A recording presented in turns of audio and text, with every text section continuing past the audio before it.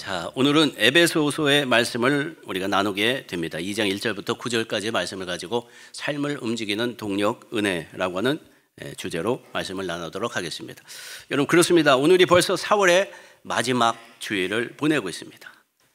지난주가 부활절이었습니다. 여러분, 멀게 늘려지는데 부활절을 지낸 지 한 주밖에 그렇게 지나지 않은 시점이죠. 부활절 아침, 여러분들은 뭘 깨달으셨습니까? 바로 은혜가 아닌가 싶습니다. 은혜. 그래서 하나님의 은혜를 늘 사모하면서 우리가 살아갈 수 있도록 그 시간이 우리에게 복된 시간이었다는 것입니다. 그렇기 때문에 이 부활의 기쁨이 아직도 우리의 삶에서 남아 있어야 됩니다. 여전히 살아서 숨쉬고 있는 그러한 고백이 우리에게 있어야 될 줄 믿습니다. 그렇습니다. 부활절이 지나고 4월의 마지막 주에 접어들고 있지만, 그러나 우리가 잊지 말아야 될 것은 뭐냐면 주님의 부활은 단지 한순간의 기념이 아니었다. 오늘 살아가는 우리의 원동력이다.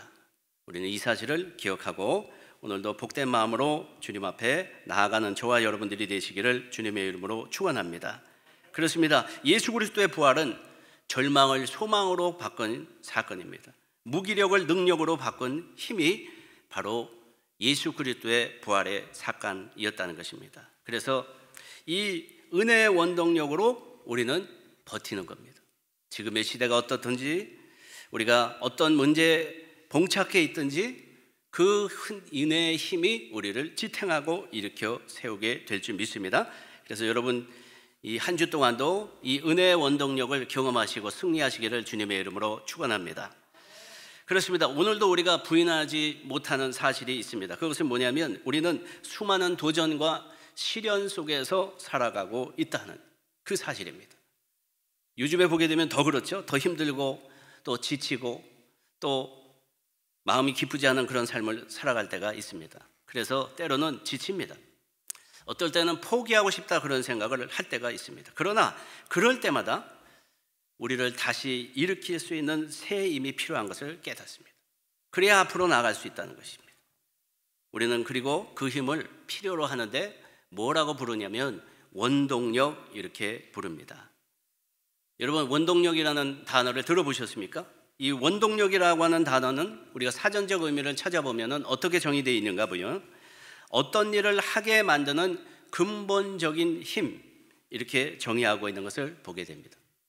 그래서 우리가 주위에 보게 돼도 자동차를 타고 다니지 않습니까? 이 자동차를 움직이는 데에도 여러분, 엔진이라는 것이 중요합니다.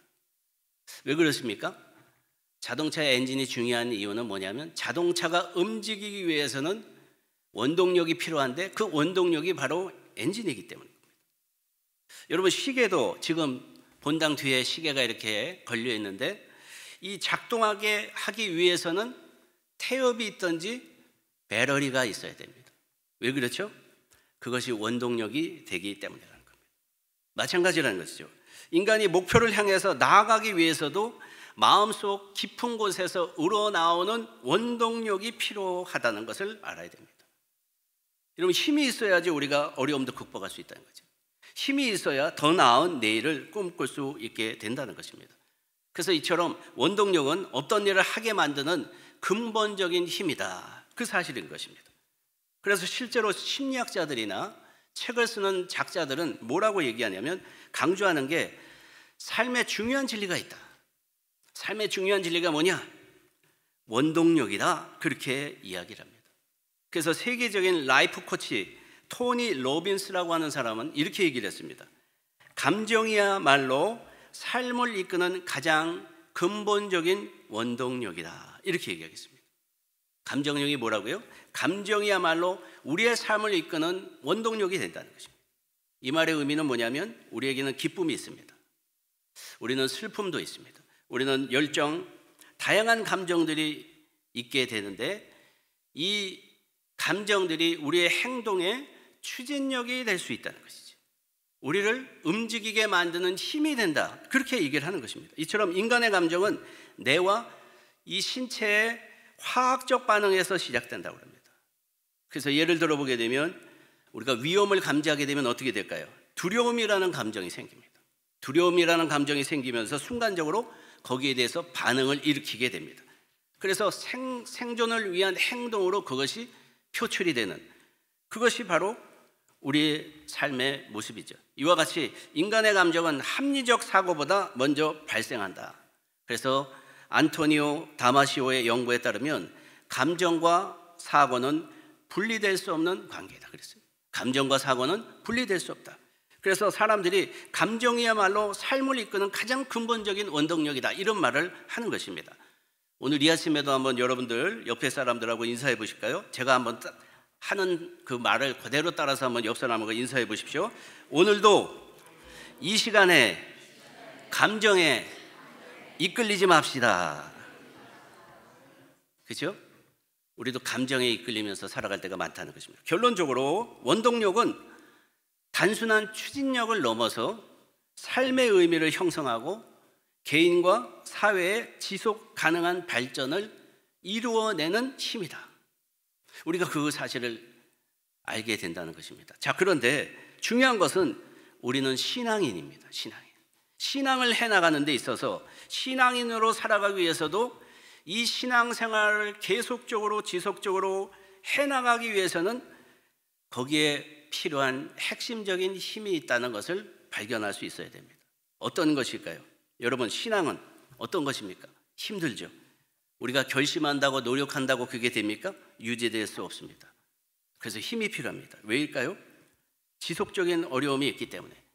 그런데 이 신앙의 이 모든 것을 유지하고 더 발전할 수 있도록 이끌어가는 힘이 뭐냐면은 하나님의 은혜다, 이렇게 가르쳐 주고 있다는 것입니다. 그렇습니다. 신앙생활 지속하는 거 어렵습니다.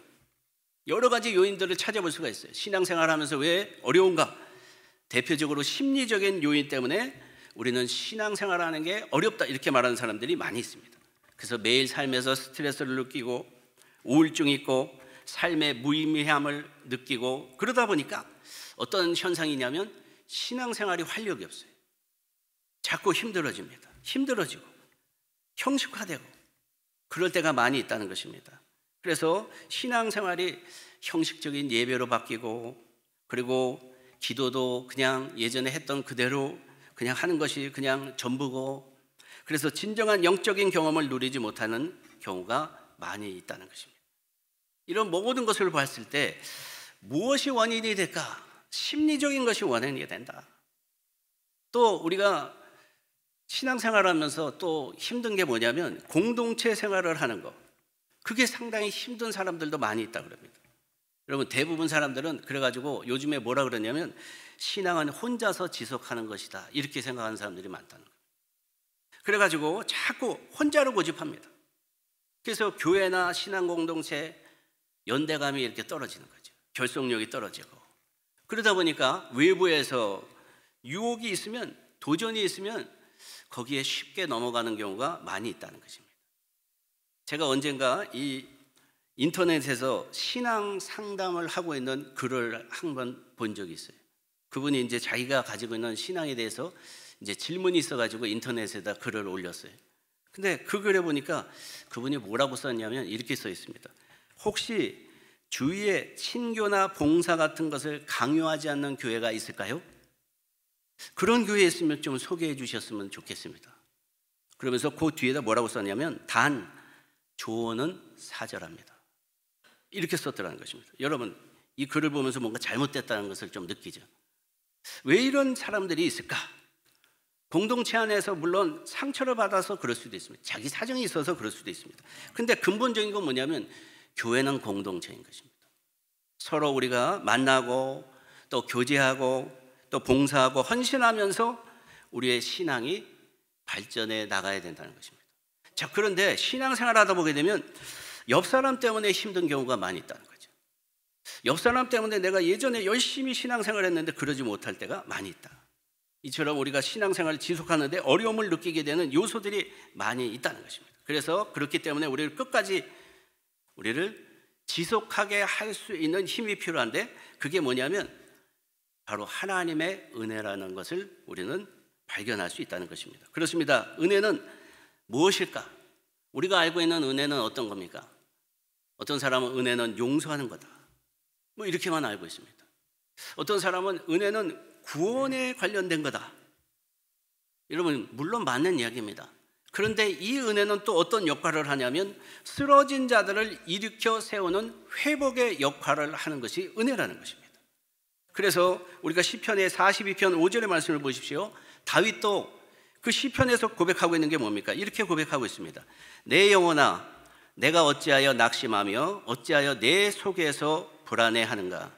너는 하나님께 소망을 들어 그가 나타나 도우심으로 말미암아 내가 여전히 찬송하리로다. 이 말씀을 하고 있습니다.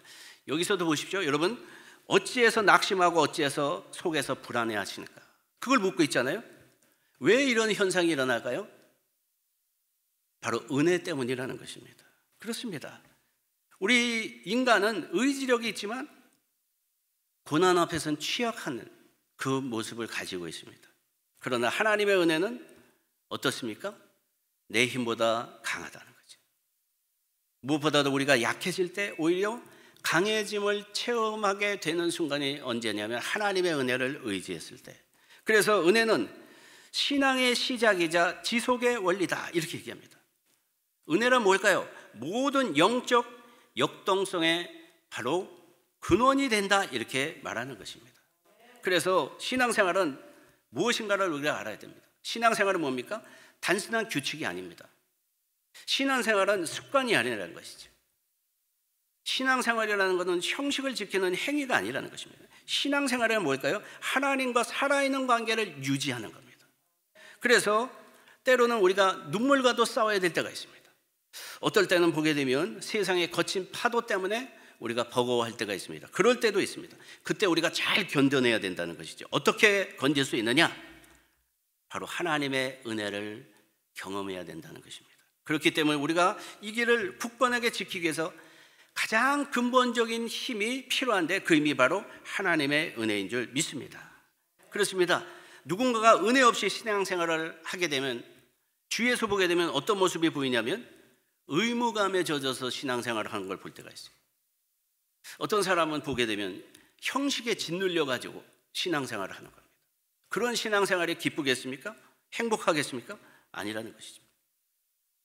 여러분, 은혜를 경험하지 못하게 되면 어떤 현상이 생기냐면 우리에게 송곳니가 이렇게 자랍니다. 은혜를 경험하지 못하면 송곳니가 자꾸 자라니까 어떻게 돼요? 이 송곳니가 자꾸 뭔가를 물어뜯게 만듭니다. 그래가지고 남을 정죄하고 남을 판단하고 그런 함정에 쉽게 빠진다는 것입니다. 은혜가 우리를 지탱해 주지 못하니까 작은 실패에도 쉽게 낙심하게 됩니다. 반복되는 죄의 유혹에도 뿌리치지 못하고 버티지 못합니다. 은혜가 없으니까 어떤 현상이 또 생기냐면 사는 것도 재미가 없습니다. 그러다 보니까 기쁨도 없습니다. 어떨 때는 마음이 뻥 뚫린 것 같죠.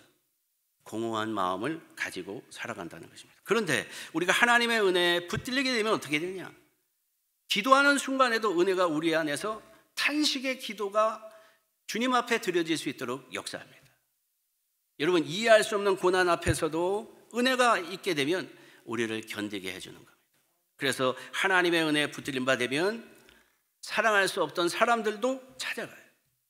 그 은혜 때문에 사랑을 나누고 용서할 수 없는 사람에게도 여러분 마음이 열려집니다. 용서할 수 없는 일인데 용서하게 됩니다. 화해하게 만든다는 것입니다. 그렇습니다. 은혜는 우리를 다시 일어서게 만드는 힘이라는 것이죠. 그래서 은혜가 우리의 실패를 덮고 절망 속에서 새 소망을 붙들게 하는 능력이 있다는 사실을 알아야 됩니다. 그래서 우리가 지치고 쓰러질 때 왜 그런가 가만히 보세요. 은혜가 고갈돼서 그런 경우가 많은 거예요. 다시 품어 일으켜 세워져야 되는 은혜에 바로 반응하고 있다는 것이죠. 이처럼 은혜를 경험한 사람은 뭐라고 얘기를 하냐면 나는 단 하루도 은혜 없이는 살아갈 수 없습니다. 그런 고백을 한다는 것입니다. 이게 바로 은혜의 맛이라는 것이죠. 은혜의 맛. 그래서 우리가 신앙생활을 하면서 가장 중요한 과제는 뭐냐면은 어떻게 하면 은혜를 깨달을 수 있을까? 어떻게 하면 내가 은혜를 경험할 수 있느냐? 그게 핵심적인 우리의 삶의 질문이 되어야 된다. 왜 그렇습니까? 은혜가 힘이 되기 때문에 그렇습니다. 은혜가 있으면 모든 걸 우리에 받쳐줘요. 여러분 잘 아시는 사도 바울도 여러분 보십시오. 고린도전서 15장 10절의 말씀에서 고백하고 있는 그 고백을 들어보십시오. 뭐라고 하고 있습니까? 그러나 내가 나 된 것은 하나님의 은혜로 된 것이니 내게 주신 그의 은혜가 헛되지 아니하여 내가 모든 사도보다 더 많이 수고하였으나 내가 한 것이 아니요 오직 나와 함께 하신 하나님의 은혜로라. 이 고백을 하고 있지 않습니까? 이 말씀 보십시오. 이 사도 바울은 자기의 삶을 돌아보면서 한마디로 자기의 모습, 자기의 삶을 요약하고 있는 겁니다. 어떻게 요약하고 있습니까? 내가 나 된 것은 하나님의 은혜였다는 거죠. 내가 나 된 것은 하나님의 은혜였다. 여러분 사도 바울이 어떤 사람인가 여러분 생각해 보십시오. 어떤 사람이었죠? 당대 학벌로, 가문으로 따라올 사람이 없을 정도로 대단한 사람이었습니다. 여러분 사도 바울은 또 어떤 일을 했습니까? 교회를 핍박했습니다. 믿는 사람들을 핍박했어요. 시골 구석구석까지 다 찾아가 가지고 핍박했던 그런 사람입니다. 그러니까 자기의 열심으로는 정말 누굴 따라올 수는 없는 사람이었죠. 의로도 자기는 봤을 때 너무 의로운 사람이었습니다. 그런데 그와 같은 행동이 오히려 하나님과의 관계를 가로막고 있었던 거 아닙니까? 그런데 어떤 사건이 그에게 찾아옵니까? 다메섹 도상이라는 곳에서 주님을 만났습니다. 그리고 은혜를 체험하게 됩니다. 그리고 비로소 깨닫는 것입니다. 자기의 힘으로는 아무것도 할 수 있는 것이 없다. 나의 열심으로는 내가 이룰 수 있는 것이 없다. 무엇보다도 나는 내 스스로 하나님 앞에 가까이 나갈 수 없다는 걸 깨달았어요. 그래서 그의 존재, 그의 사역, 그의 모든 열매를 전적으로 하나님의 은혜로만 가능하다는 사실을 깨닫게 됩니다.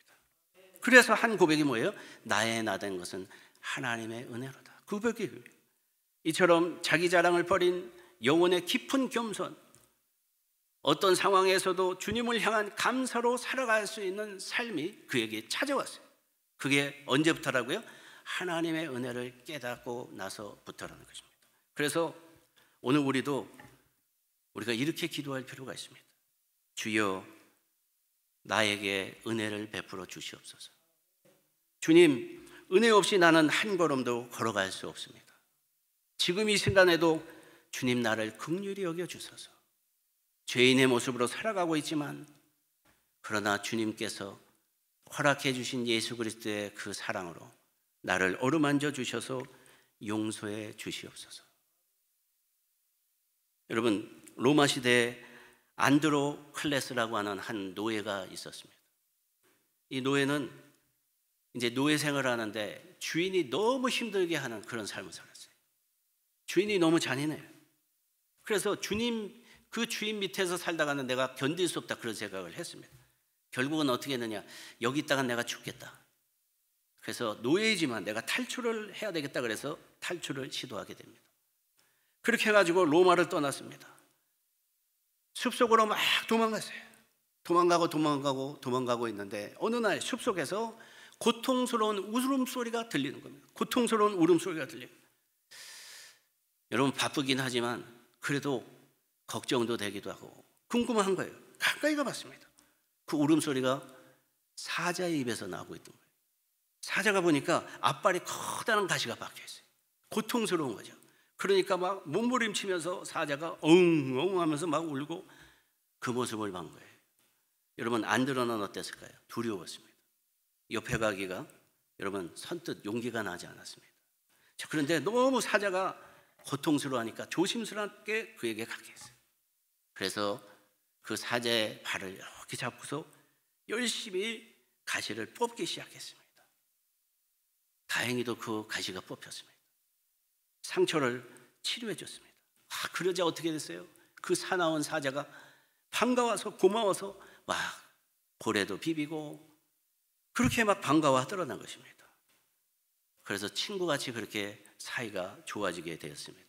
그런데 시간이 흐르고 나서 안드로클레스가 어떻게 됐을까요?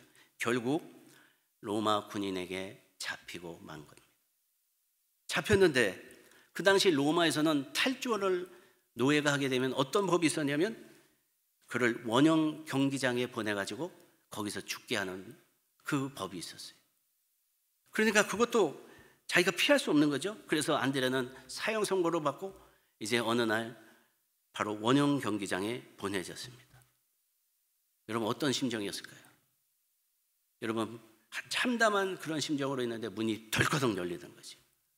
그리고 예상했던 것처럼 큰 사자 한 마리가 막 뛰어옵니다.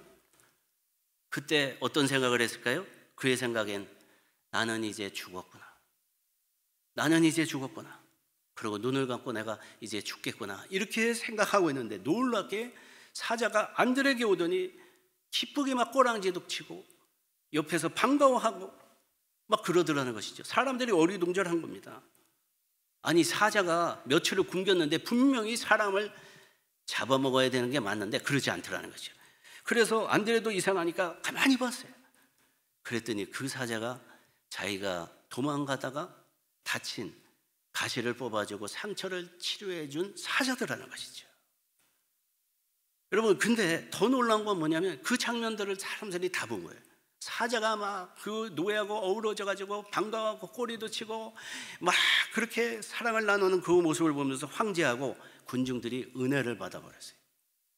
그래서 결국 안드레는 자유를 얻게 됩니다.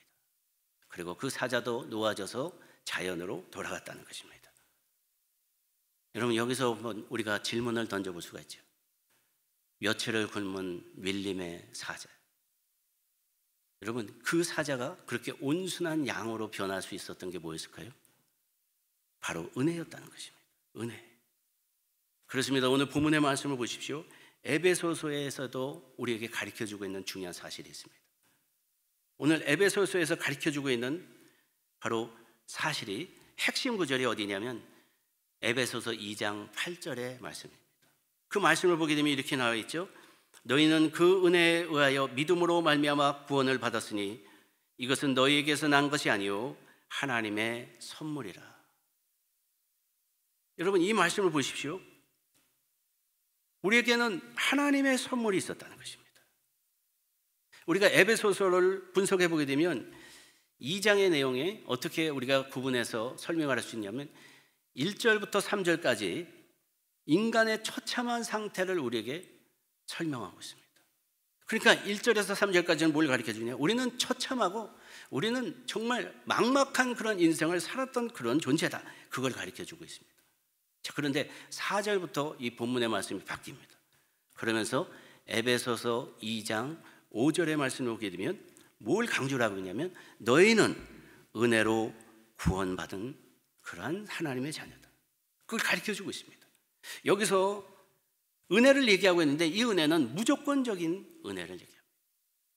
값없이 주어진 선물을 바로 은혜라고 표현하고 우리에게 소개하고 있다는 것입니다. 그러니까 우리에게 알려주고 있는 중요한 사실이 뭡니까? 우리 자신을 보자는 거죠. 우리는 자격이 있어서 은혜를 받은 사람이 아니라는 겁니다. 우리는 죄 때문에 죽을 수밖에 없는 그런 자였다는 것입니다. 그런데 하나님이 우리에게 무엇을 주셨어요? 은혜를 허락해 주셨다. 그것이 바로 하나님의 선물이었다는 것입니다. 그러니까 우리는 바로 이 같은 은혜를 받은 자이죠. 여러분 우리가 잃었던 생명을 얻었다는 것이 큰 은혜가 아닙니까? 우리가 구원받을 수 없었음에도 구원받았다는 것이 큰 은혜 아닙니까? 우리에게 긍휼을 베풀어 주신 하나님, 그 하나님을 생각할 때마다 우리는 그러기 때문에 내가 부족함이 없습니다. 고백할 수 있게 된다는 것입니다. 그렇습니다. 은혜라는 단어를 보십시오. 영어로 보게 되면 grace 이렇게 되어 있습니다. 자, 그런데 한자어로 보게 되면 좀 특징이 있어요. 그 한자어 은혜라고 하는 그 두 단어에 공통적으로 마음 심자가 들어가 있습니다.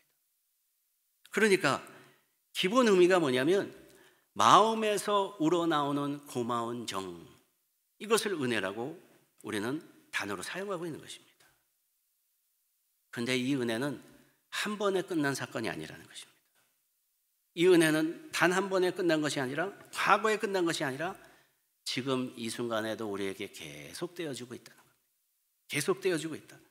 그러니까 매일의 삶을 살아가면서 우리는 잘 느끼지 못하고 경험하지 못하고 깨닫지 못하지만 은혜가 우리를 지속하게 하는 겁니다.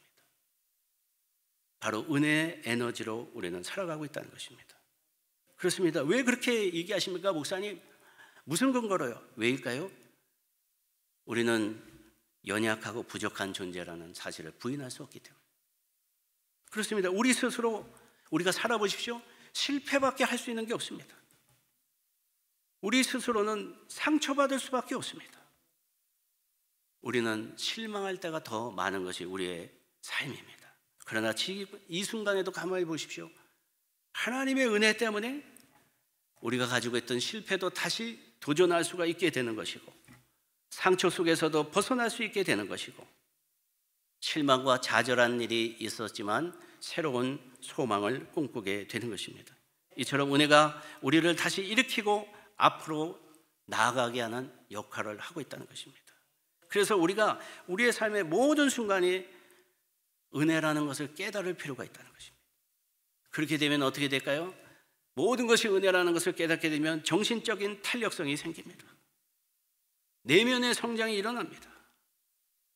그 다음부터는 어떤 어려움도 극복할 수 있는 원동력이 나에게 존재하게 되는 것입니다. 그래서 은혜를 인식하는 순간 우리는 두려움보다 감사가 외쳐지고 무력함보다 용기를 얻게 되는 것입니다.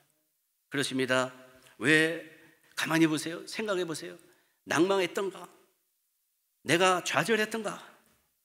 내 마음에 미움과 질투와 시기와 같은 그러한 생각들이 왜 있었을까?